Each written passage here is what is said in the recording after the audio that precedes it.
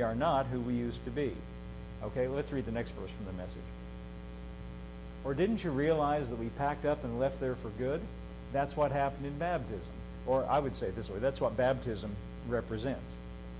When we went under the water, we left the old country of sin behind. When we came up out of the water, we entered into a new country of grace. That is a good thought. We left the old country of sin, and I would add, and condemnation, and separation from God, and guilt, and remorse, and condemnation.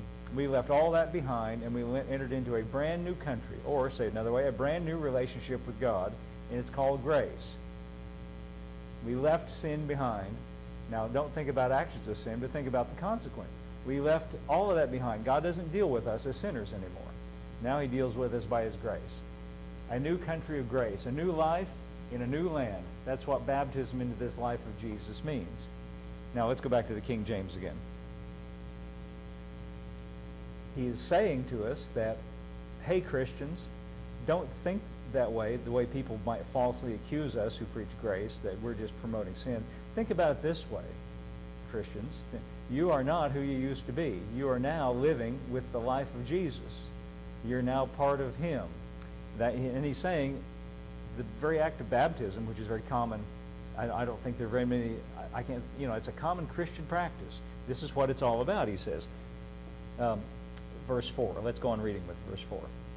Therefore we are buried with him by baptism into death. Now that means he died and was buried, but by baptism we, in a symbolic sense, are saying that our old life and who we used to be is also dead and buried. You don't bury people who are alive. You bury people who are dead, in most cases. We hope that's in every case. That like as Christ was raised up from the dead by the glory of the Father, even so we should walk in newness of life. He's appealing to knowledge. He's saying we're somebody different and we should incorporate that into our lives. For if we've been planted together in the likeness of his death, we'll also be in the likeness of his resurrection. Now he makes that sound like future tense, but I believe in the context he means right now in our lives. In other words, in baptism we have acknowledged that our old life is dead, and now we're living just like he is, not dead anymore. He's resurrected, so are we. Now look at verse 6. This is a really great verse. Knowing this. And I'll stop right there. Right away, when I read the word knowing this, those two words, what that tells me is what he's getting ready to say is something he wants me to know. It has to do with knowledge. He wants me to factor this into my thinking, you see. If I already knew it, he wouldn't be telling it to me. He's going to tell me something that I need to know as a Christian in order to put all this into practice. And here's what he wants me to know. Knowing this, that our old man is crucified with him. Who is our old man? Well, that's who we were prior to Christ. That's who is now, as he's arguing, dead. That's the old you. You are a new you. Our old man, and see, this is so remarkable what he says. He does not say, you need to get rid of him. You need to change. You need to fix it up. You need to repair it and change your life. He says that old man is characterized by sin. That old man is crucified with him. It's already been done. That the body of sin might be destroyed. What's the body of sin? Well, you should know because you got one. That's this physical body. Paul calls our physical body the physical self. He calls that the body of sin. Now, what he's saying, he's making a contrast, actually, without saying it. He's implying that there's a difference between your physical body and your spirit. And I would say that he's arguing, and I would make this argument myself, you're new Christian, born again, new creation in Christ. Sometimes we sing that song, I'm a new creation, we sing that. It's talking about your spirit, the you on the inside, the part of you that goes to heaven, the part of you that departs to be with Christ. When this physical body is like a house. It's like a tent, tabernacle, the Bible calls it. It's a house. Your spirit lives in the house. And when the house can no longer support life, then your spirit goes to be with Christ. Now, he's calling the body, the house, the body of sin. I would say it this way, the body that has the capacity for sin. And as long as you're in a body, your body has the capacity for sin. But here, by implication, I think you could say your spirit does not. Your spirit is united with Christ. And your spirit has no more capacity for sin than Christ does. Your spirit goes to be with Christ when you die. It does not have to stop off in purgatory. There's no such thing as purgatory. In the Roman Catholic Church, I can talk about that here. I went through a volunteer training yesterday at to keep my badge, my volunteer badge at BJCC. And I'll tell you what, we got there at 8:30 in the morning. I'm talking about at Enid, and it didn't get out till 4:30 in the afternoon. They got so many rules and regulations now, and we just sat there for all that time hearing about all the different things, all the different rules and requirements. One thing is you can't badmouth other religious faiths. Well, I'm not there today, so, and I'm not badmouthing, but I'm just saying, I disagree with the Roman Catholic doctrine about purgatory, and my reason for disagreeing with it is that there isn't any such thing in the Bible. Now, they made it up, and the reason they made it up is because in their system of thinking, you have to basically merit your salvation by your good works, by your good action, by attending Mass, by going to church, and that's how you get forgiveness. And so the reasoning is that you can't ever get there in this lifetime, so you have to be thrown into purgatory for thousands of years until you're purged. Purgatory means a place where you're purged. Now, there's no such thing in the Bible. Your spirit is already purged by the blood of Christ. Your spirit is ready for heaven right now. Paul says to be absent from the body is to be present with the Lord, period. That's what he says. To be absent from the body is to be present with the Lord. If you've ever read accounts of people who've had near-death experiences, Christians that is. Helen, what was that book that you gave me about the pastor that had the car wreck, Remember that one? Remember that one? I remember reading that. This pastor had a car accident, and he was dead for a while, and they revived him. Isn't that kind of the essence of it? And he said, all I knew is I was driving down the road one day, and the next thing I knew, I was in heaven. Isn't that what he said? If you read accounts of people who've had near-death experiences that are Christians, they all say the same thing. They don't stop off in between. It's just like Paul said. And even if you want to discount what people outside the Bible say, Paul says to be absent from the body is to be present with the Lord. Now, you know what that means? That means your spirit is ready for heaven right now. Now, if you've been a Christian more than 5 or 10 minutes, you've done things wrong. Hello?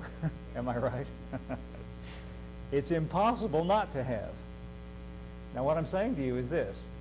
Those actions and those things took place in the physical realm with your physical body and your carnal mind, but they did not affect and were not part of your spirit. Your spirit is pure and stays pure, and it's ready for heaven.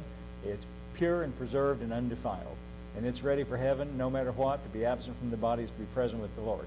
But Paul here is saying that even though that's true, even though we're living in this physical body, here is some knowledge that will help you live your Christian life. Because what he's arguing here is don't get the attitude that just because all that's true and just because where sin abounds, grace abounds more, don't get the idea that, oh, well, then I just don't care about how I live. It's important what we do, and the important thing to keep in mind is we are a new person, and here's what happened to the old person.